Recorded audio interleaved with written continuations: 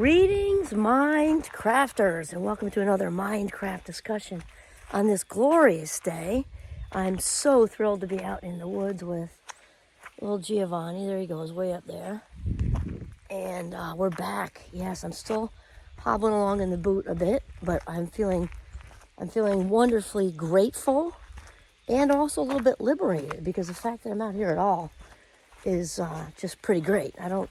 We're not doing our big, steeper loops and things like that. We're just on kind of like an ATV trail, but that's okay with me. I'm pretty happy. Bubble is full. So anyway, my name is Kimberly Quinn, and that's little Giovanni. And today I was actually inspired by.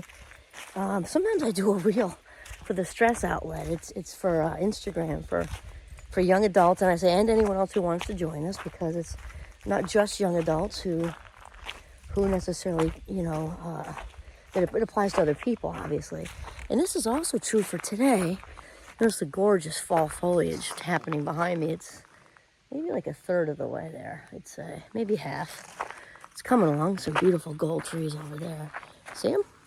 Okay, so today what I wanted to talk about is the silent audience. And I was explaining this to my young Minecrafters a little bit ago. They are absolutely fabulous. I love them all.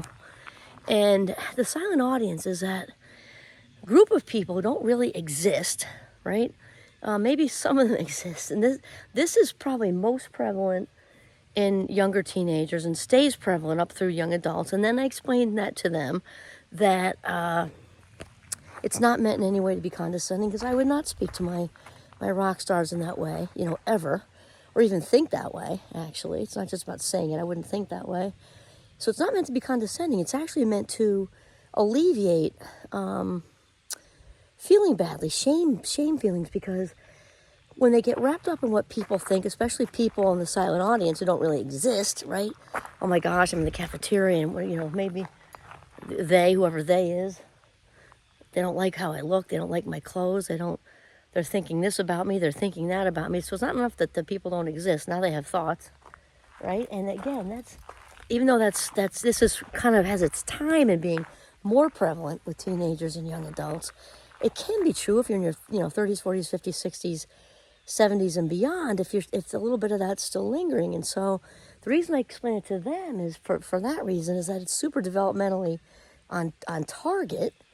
For one, so if that's happening, it's not like, oh, there I go again. Why do I care so much what people think? You care because it's part of the whole process of development. And you do come out of it for the most part. And then again, sometimes it can linger for a bit because, things happen to us as kids sometimes. And sometimes we're mistreated, and that can feed into it, and definitely feeds into codependent behavior and things like that. So it's important, I like to be inclusive anyway. That's my nature, to say that yes, it's maybe more prevalent with young adults and it can linger. And so it's so important to not care, to work on not caring about what people think, because I thought there was a car, but it can't be because we're out in the woods. Never mind, phantom noise. Okay, because first of all, it's painful. No, actually, that's not even the first of all. The first of all is each and every time we care about what someone else thinks, we're giving a message to ourselves that's super unhealthy. When we care what someone else thinks, we are saying what said person thinks, even if they're invisible or they're real, or they were real, still real, but they're not on this earth anymore. We're still running those messages through our heads. We care about, the alcoholic dad who died, and we're still caring that he's proud of us or something, right? So there's a million different examples we could come up with. Each and every time we do that, we are saying what so-and-so thinks is more important than what I think of myself. And it's not like self-abandonment, it is self-abandonment. And there's nothing worse you can do to yourself than that. Nothing worse you can do to yourself than self-abandonment. And so it's really important to reel that stuff in. And also, not to, again, have those shame emotions attached to it. So let's say, because we cannot do what we don't know, right? So if we're not aware we're doing this, or maybe we are on some level, but we're not aware of how damaging it is, it's difficult to do anything about it. And then, so we can't do what we don't know. And then once we are aware, we then have the responsibility. My good friend Dr. Dave says that a whole lot. And then it's super important. I say this to my Minecrafters too, no matter what it is they're doing.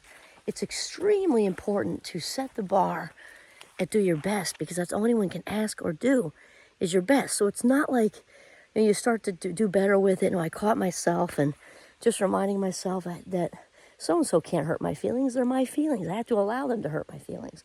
They can say mean things, but that doesn't mean I have to take it in the living room and swallow it whole and digest it. I can dismiss them.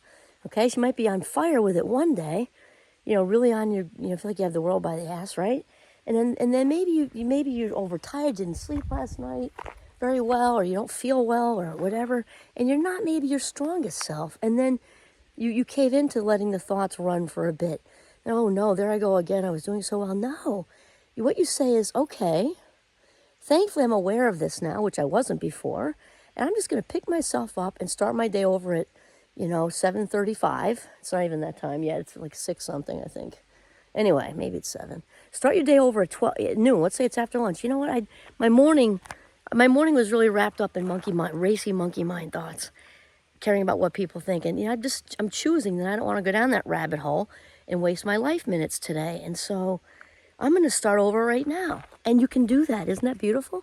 You can start your day over at any time you choose. What we don't want to do is have what's called secondary emotions, which is feeling badly about feeling badly. Because there goes my monkey mind thoughts, which is anxiety. So it's not enough to struggle with some kind of anxiety or whatever it is, fill in the blank. Now we're going to feel badly about struggling with anxiety, whatever. And so we don't want that either. So all you say is, I was doing so well and I can still do well.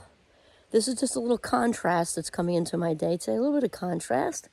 We grow from contrast. It might be a tough sell. I might not like it in this minute, but the contrast in the end will help me grow and be stronger. And you say, welcome to the human race, and I'm going to start my day over now and continue to do the best that I can. And here's the thing. I care about what I think more than what anyone else thinks of me, and that's it. And just talk yourself through. And also know that it will all be okay. Deep breaths, it will all be okay. So that's it. Have a mindful day.